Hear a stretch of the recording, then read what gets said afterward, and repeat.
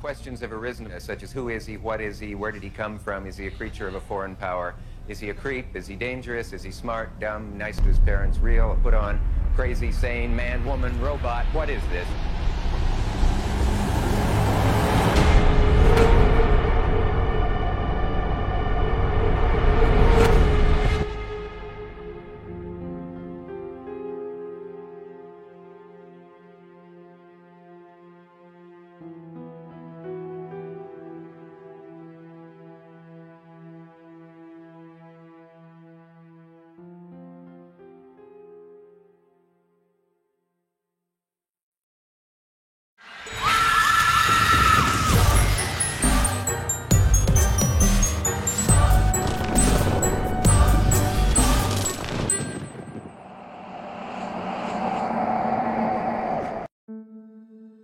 Salut Alter, comment vas-tu aujourd'hui? Eh bien moi ça va parfaitement bien, et toi comment tu vas aujourd'hui? Eh ben moi ça va excellemment bien, malgré un petit rhume qui me titille le fond du nez. Je dois avouer que je suis pas mal excité à l'idée de vous présenter la vidéo d'aujourd'hui, car vous allez voir que dans cette dernière, il y a des twists qui sont inattendus. Et en effet, je suis d'accord avec toi, il y a de multiples rebondissements auxquels on ne peut s'attendre, tant le sujet peut paraître simplissime au début. Mais comme nous n'aimons pas cacher nos sources, sachez que cette vidéo est une totale inspiration du youtubeur Blame It On George, ainsi que d'un documentaire que nous allons vous présenter tout au long de cette vidéo. Voilà, ceci est dit, nous ne trichons pas, nous donnons nos sources, je pense que c'est important. Nous voici donc plongés dans une histoire qui trouve sa source durant l'année 1999 sous le titre d'un film que vous connaissez sans doute très très bien car ce dernier reste une référence dans le monde du Lost Footage.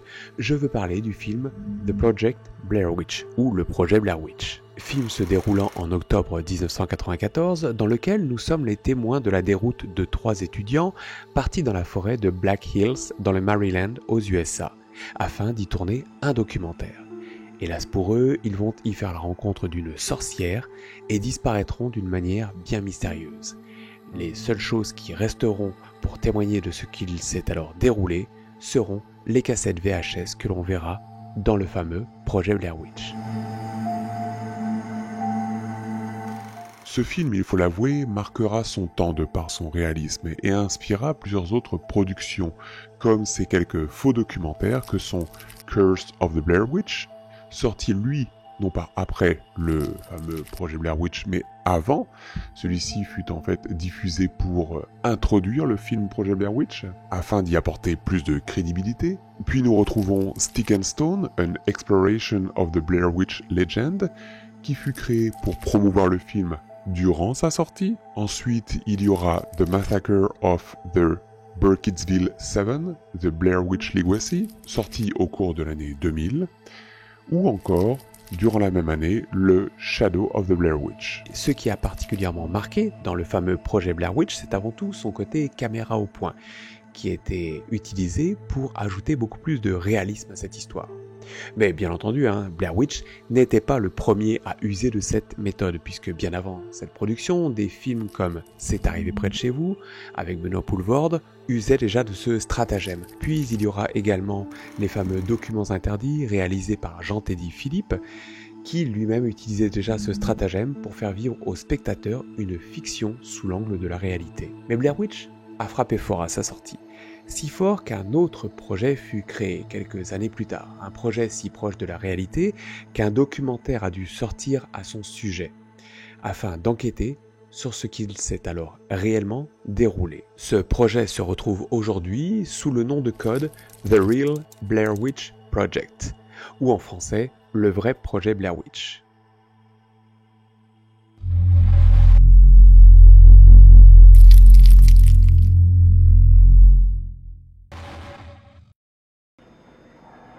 Say hello. Hi. Okay, I have a question for you. You just said hi. But if you had one thing to say, if this was your last day on Earth, what would it be? Fuck you. Why fuck you? As I take a drink. I don't know.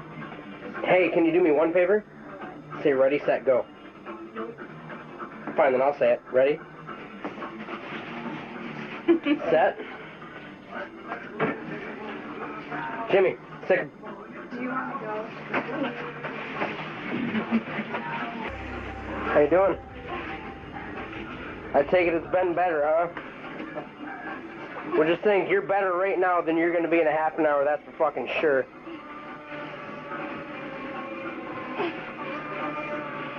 You can move all you want. You can scream even if you'd like. If you'd like, I'll help. Somebody help!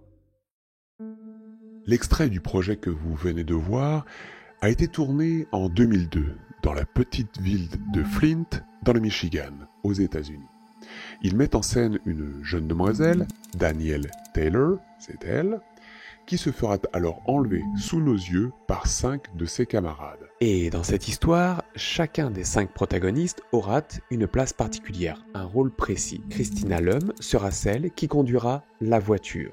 Derek Faxlanger participera lui à l'enlèvement, mais restera en arrière afin de nettoyer la scène. Vous comprendrez mieux de quoi je parle un petit peu plus tard. Puis il y a Jimmy Carwill, Travis Paia et Jonathan Cockerill qui, quant à eux, s'occuperont d'attacher Daniel afin de l'emporter dans les bois vers une fosse creusée au préalable. Fosse qui servira à disposer du corps de Danielle Taylor. Le jeu consistera à littéralement terroriser, maltraiter Danielle Taylor, leur victime, qui, avec son bandeau sur les yeux, ne verra ni ne comprendra, semble-t-il, pas ce qu'il se passe, ni même ce qu'elle fait ici. C'est dans la voiture qui va l'amener dans la fosse creusée alors au préalable, qu'il lui sera demandé de faire, disons, ses dernières confessions. Et dans l'extrait qui va suivre, portez juste attention à l'intonation, au timbre de sa voix. Mom, everybody, I love you. I'm sorry for everything. And to you guys, I really don't have much to say to you guys because I can't say nothing. Why can't you say anything? Is your life good? Yeah, well, it was. Did you think that before you came over? Ah, en effet, je ne sais pas si vous l'avez remarqué, mais elle a réellement une voix chevrotante. On sent que là, elle a peur. Elle a même très peur. Et pour cause, elle vient de se faire enlever, semble-t-il, par des personnes en qui elle était censée avoir confiance, par des camarades de classe, puis se retrouve soudainement ligotée, bâillonnée, pour être emmenée vers un dessein peu enviable. L'extrait suivant est tiré du documentaire ayant mis en avant ce fameux projet. Écoutez bien ce que va dire le narrateur.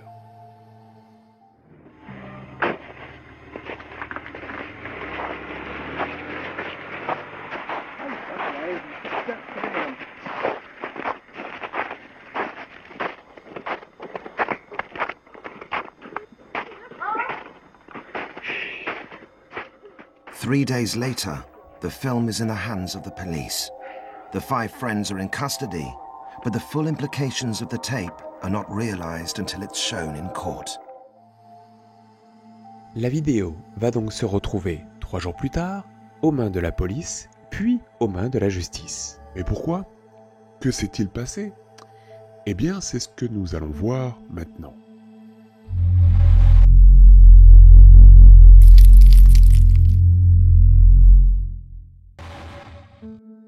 La question que l'on peut se poser, bien entendu, c'est « Mais que s'est-il passé durant cette année 2002 ?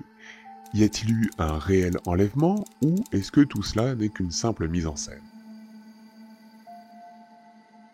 Et le souci, vous allez le comprendre, c'est que la réponse ne coule pas de source. Elle n'est pas si simple que cela. Peux-tu nous expliquer, Yann, ce qu'était ce fameux projet à la base? Cela nous permettra sans doute de mieux comprendre là où nous allons mettre les pieds. À sa source, ce projet consistait à filmer un faux enlèvement, un faux kidnapping, puis à emmener la fausse victime dans un vrai sous-bois afin de faire semblant de l'égorger pour la laisser morte dans un trou creusé là au préalable, dans le sol. Voici ce que cela donnait. Danielle, I'd stop right now. You're talking. They're gonna set you down. As soon as you say one word. I promise to Christ, you won't say another. We're giving you the chance. For what it's worth, enjoy what you have left. I'm gonna let you know what's going on right now. Is he gonna talk?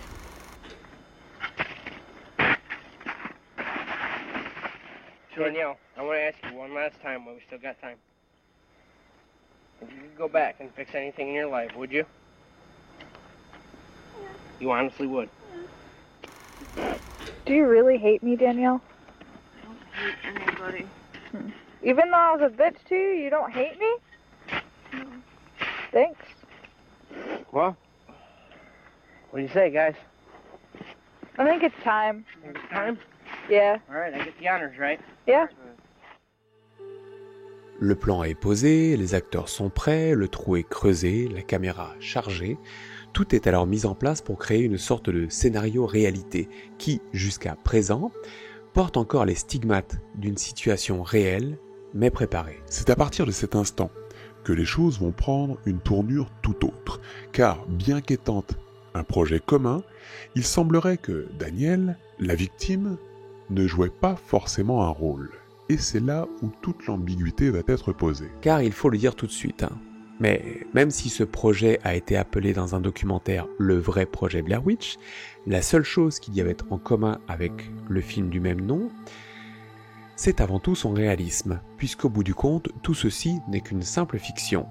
Enfin, une fiction pour certains, mais sans doute pas pour tout le monde. Car à partir de cet instant, deux scénarios vont se dégager. Le scénario de la victime, Daniel, et celui de ses bourreaux. Et pour comprendre pourquoi on emploie le terme de victime lorsque l'on parle de Daniel, eh bien, regardons un petit peu, analysons son point de vue concernant la situation qu'elle a vécue.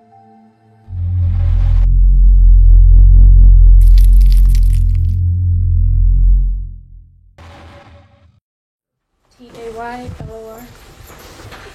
And your full name for the record, please? Danielle Nicole Taylor.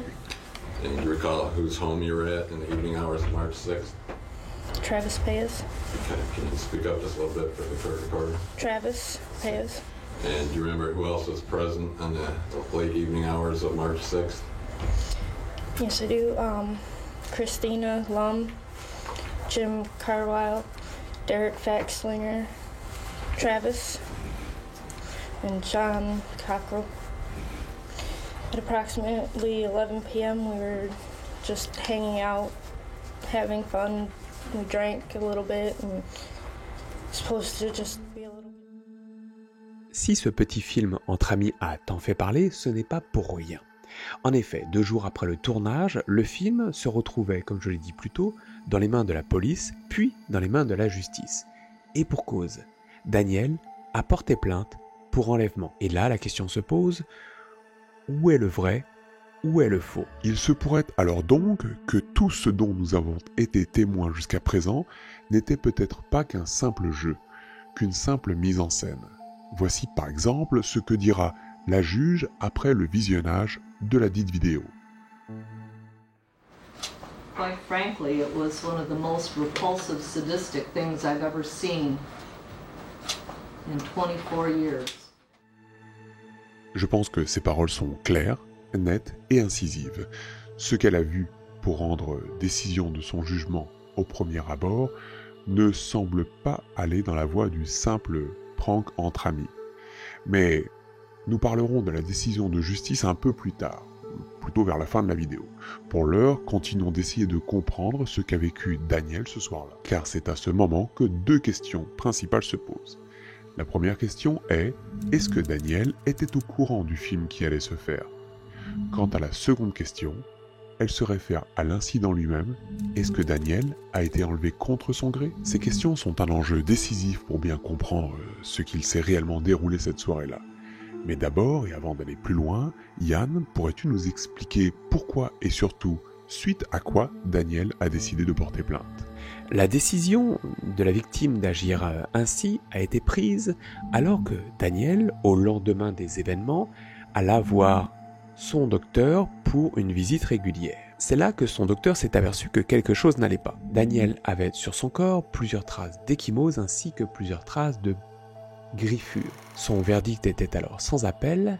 Daniel venait de vivre la veille des actes de violence. Et c'est le jour suivant la visite chez son médecin que Travis Paella, l'un des 5 bourreaux, invita Daniel chez lui afin qu'ils visionnent ensemble la vidéo qu'il venait de tourner la veille.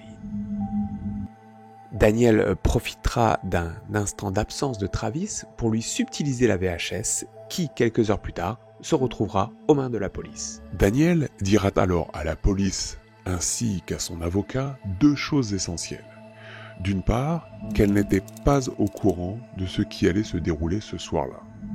Et d'autre part, qu'elle n'a jamais été consentante à être la victime, puisqu'elle n'était pas au courant, ce qui répond directement, entre autres, aux 2 questions que nous nous sommes posées un petit peu plus tôt. Pour s'en convaincre, regardez ces quelques extraits.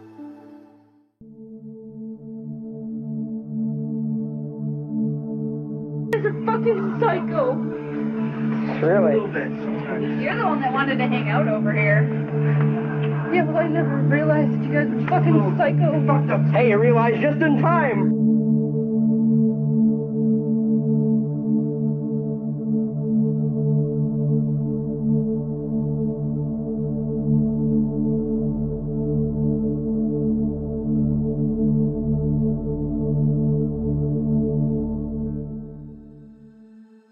On voit et l'on comprend facilement en regardant de telles images que quelque chose cloche. Surtout lorsqu'elle est assise là, à l'arrière de la voiture, et que Jonathan, assis à côté d'elle, un couteau à la main, lui demande d'exprimer ses dernières paroles. Puis il y a cette autre scène tout au début, lorsqu'elle se fait, ou plutôt juste avant, de se faire bâillonner et ligoter. Regardez un petit peu l'attitude de Jonathan placée derrière elle. Il semble que ce dernier n'attende qu'une seule chose, c'est de passer à l'acte. Alors, ce qui m'a personnellement fait frémir, par ailleurs dans cette scène, c'est le regard de ce Jonathan. Il a le front bas, ce qui lui donne un regard de fou. On sent qu'il va se passer quelque chose d'anormal, et il a l'air de s'en réjouir. Mais dans toute cette histoire, il existe un autre point de vue, d'autres indices menant sans doute vers un autre angle de vue de la situation.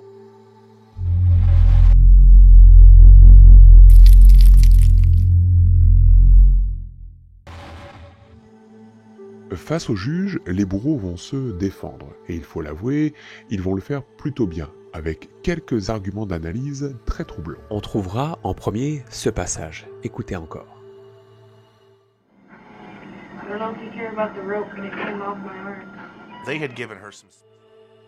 Le fait qu'elle dise directement à ses agresseurs qu'elle n'a d'après elle pas les liens assez serrés dans le dos ne peut que prêter à confusion. Pourquoi agit-elle ainsi? Comment, en voyant cela, ne pas se dire qu'en fait, Daniel fait littéralement partie du prank, qu'elle est au courant, qu'elle joue un rôle. Puis, il va s'en suivre ce court passage.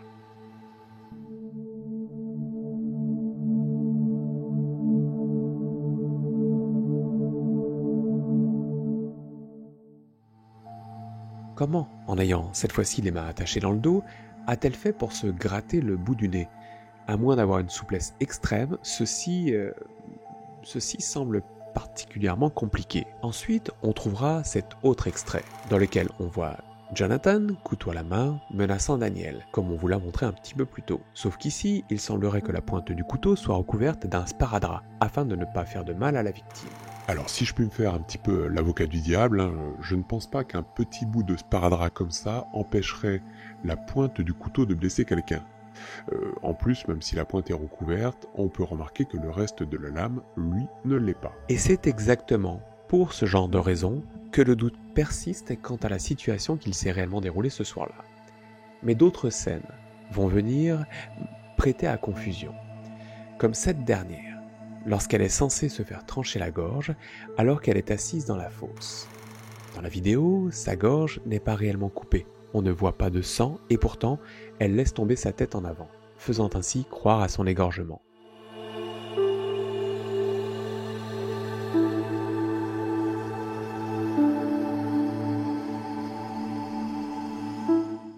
Mais le dernier point de détail qui fait littéralement exploser toute suspicion dans son implication dans cette histoire est à la toute fin.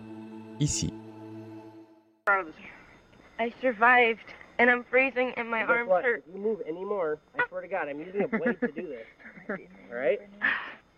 Eh bien, ma foi, il y a une explication qu'on pourrait donner concernant son comportement. Je m'explique. Elle pourrait être une réelle victime de prank. Elle pourrait ne pas avoir été au courant. Hein. Donc du coup, ce prank aurait réellement mal tourné, puisqu'elle n'aura pas été prévenue. Mais pour ne pas froisser ses assaillants, qui, je le rappelle, sont au nombre de 5, elle agit dans leur sens, par peur. Ceci expliquerait pourquoi elle leur dit ici que le nœud autour de ses poignets n'est pas serré, afin d'aller dans leur sens pour ne pas attiser leur colère, puisque de son côté, de son point de vue, elle ne sait pas que tout cela n'est qu'une vaste mascarade. Il en va de même pour la toute fin de la vidéo, elle fait semblant pour aller dans leur sens, juste au cas où. Je dis cela car il est des faits qu'il faut rappeler. Les bleus sur son corps, ça, c'est pas du fake.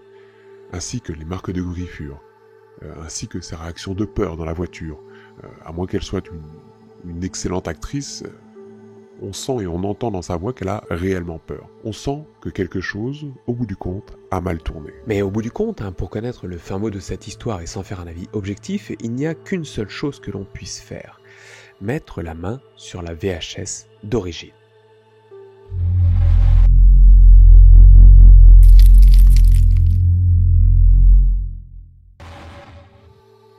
Si l'on pouvait effectivement mettre la main sur cette fameuse VHS, sur ce fameux prank, cela nous aiderait considérablement à mieux comprendre, à mieux saisir ce qu'il s'est passé ce soir-là. Mais hélas, une fois que la police a été en possession de cette dernière, plus personne, mis à part quelques personnes présentes lors du procès, n'ont plus jamais vu cette fameuse VHS tourner ce soir-là. Cette pièce à conviction n'a été dupliquée qu'une seule fois, vous le verrez plus tard, mais elle n'a jamais été dévoilée au grand public. Et les seuls extraits auxquels nous avons accès sont ceux provenant du documentaire parlant de cette soirée. En parlant de documentaire, sachez que ce dernier s'appelle The Killing Game, sur lequel je me suis basé comme tout vidéaste. Ainsi, le fameux youtubeur Blame It on George s'est également basé sur ce documentaire pour écrire sa vidéo. Quant à la seconde source, oui, car il y a une seconde source, elle, on la retrouve sur la Wayback Machine. Mais hélas, ces deux sources, le fameux documentaire The Killing Game ainsi que les images que l'on peut retrouver sur la Wayback Machine, sont en fait un seul et même documentaire. Sauf que dans l'un, il y a une bande sonore différente que dans l'autre. C'est tout.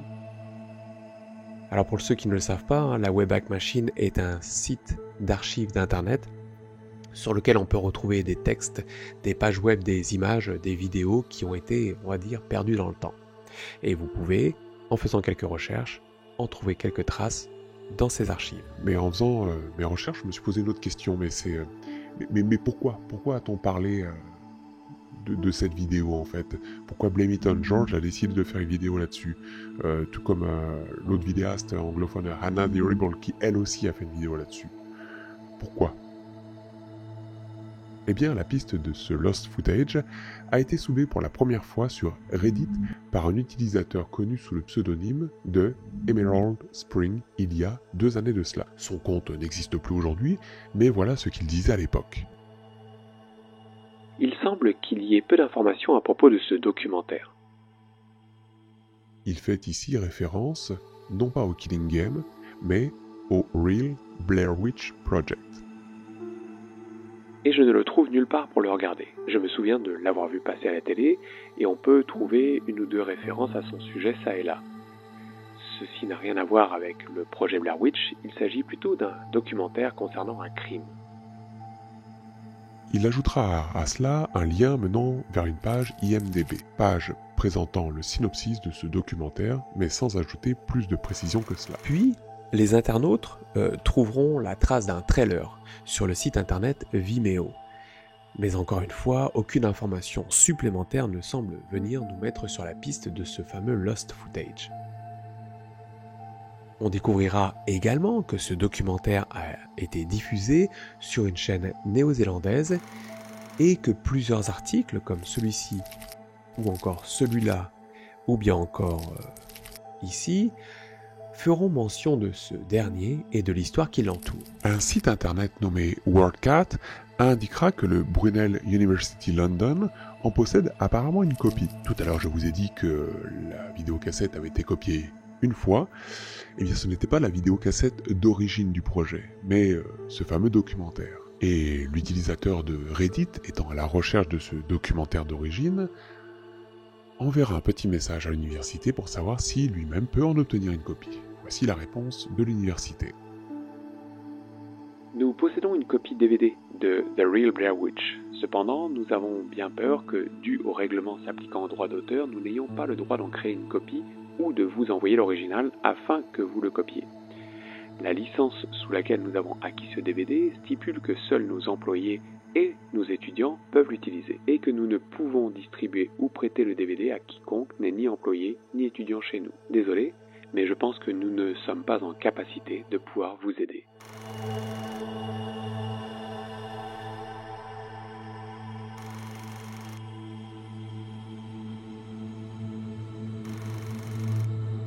Et c'est là que je viens de me rendre compte d'une chose. Laquelle ? Eh bien, le titre The Real Blair Witch n'est pas le titre de la vidéo d'origine, de la vidéo qui a été tournée. C'est pas le titre du prank, mais celui du documentaire parlant de ce sujet.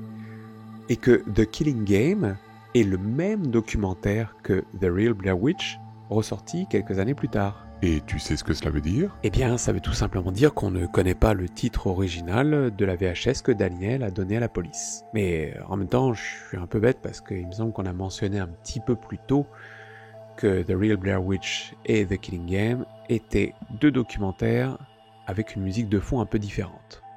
Ça vient de me sauter à l'esprit. Eh bien, ce que tu mentionnes ici a été mentionné sur Reddit par un utilisateur qui a fait la même remarque concernant ces deux documentaires, car effectivement, les personnes étaient un peu confuses et personne ne semblait réellement comprendre en fait ce qui se cachait derrière le titre The Real Blair Witch Project. Et en effet, la seule grande différence entre ces deux documentaires, c'est juste la musique de fond qui n'est pas la même.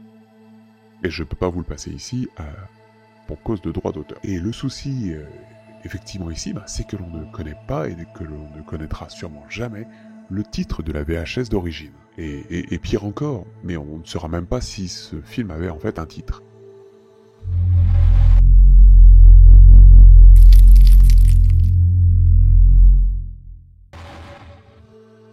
Cette histoire confuse, au bout du compte, vous l'avez remarqué, laisse plutôt perplexe, car on ne peut pas savoir réellement si Daniel a été victime malheureuse d'un prank ayant mal tourné, ou si elle s'est jouée de ses amis pour les balancer à la justice dans le but, si c'était le cas, j'imagine, d'obtenir une contrepartie. Mais nous vous avons gardé un petit bout pour la fin, afin de laisser planer le doute. Dans l'extrait qui va suivre, les protagonistes se présentent un à un, comme des acteurs le feraient à la fin d'une scène de théâtre. Sauf que, lorsque c'est le moment de présenter Daniel, la victime, le caméraman ne semble même pas se souvenir de son prénom. We got Trev, Oh, you started with me? You're not blushing. I appreciate that. killer number 1. Thank you, I'll be here all Christina's weekend. the driver. Jimmy, He's gonna the, take up the other, you know, rest Batman. of the film. the victim. The victim? I can't remember her name. Doesn't matter. Danielle. Said anyway. And the director, me. Good job. Who wrote it? Who wrote it? We did. You did, mostly. Oh yeah. Oh yeah. Oh yeah. Thank you to the Rancho crew. Let's fucking Alors bien entendu, lors de cette présentation, il manque l'un des protagonistes, Derek, mais comme nous l'avons dit plus tôt, ce dernier est resté en arrière pour nettoyer la scène. À la vue de la difficulté du cas, seuls 3 des 5 kidnappeurs auront le droit à une sentence légère pour enlèvement avec violence. Travis et Jonathan prendront ainsi 4 mois, tandis que Jimmy, celui qui transportait Daniel, lui en a pris pour 8 mois. Mais la fin de cette histoire sera marquée par 3 disparitions tragiques. La disparition de Travis Paya, qui décéda en 2006 à l'âge de 24 ans. La cause de sa mort étant au début inconnue, a été dévoilée sur le site mydeathspace.com et il se serait suicidé. Et comme si cela ne suffisait pas, l'année suivante, en 2007, Derek Faxlinger, celui qui était resté en arrière pour nettoyer la maison, nous quitta également suite à une crise d'épilepsie. Il tomba par terre, se heurta la tête et, dû à sa commotion, décéda. Enfin, comme si cela ne suffisait pas, on en rajoute encore une couche et Jonathan Cockerill, lui aussi passa l'arme à gauche en 2014 à l'âge de 32 ans. Sur les 5 kidnappeurs, 3 sont donc depuis décédés, et qui plus est, à un jeune âge. Enfin, 32 ans étant encore pour moi un jeune âge. Si j'étais un tant soit peu croyant, je n'hésiterais pas à dire que tout cela est sans doute dû à une quelconque malédiction.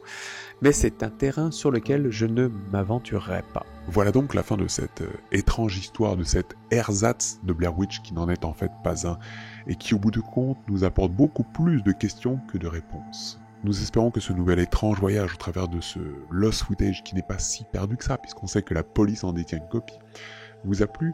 N'oubliez pas le petit commentaire, le pouce, le partage, et patati patata, tout ce qui va bien. Si vous voulez m'aider, n'hésitez pas à souscrire à la chaîne. C'est vraiment sympa, pour l'instant vous êtes 5 et je vous remercie, c'est super, ça me fait un petit peu de sous, parce que j'essaie de pas trop mettre de pub sur les vidéos.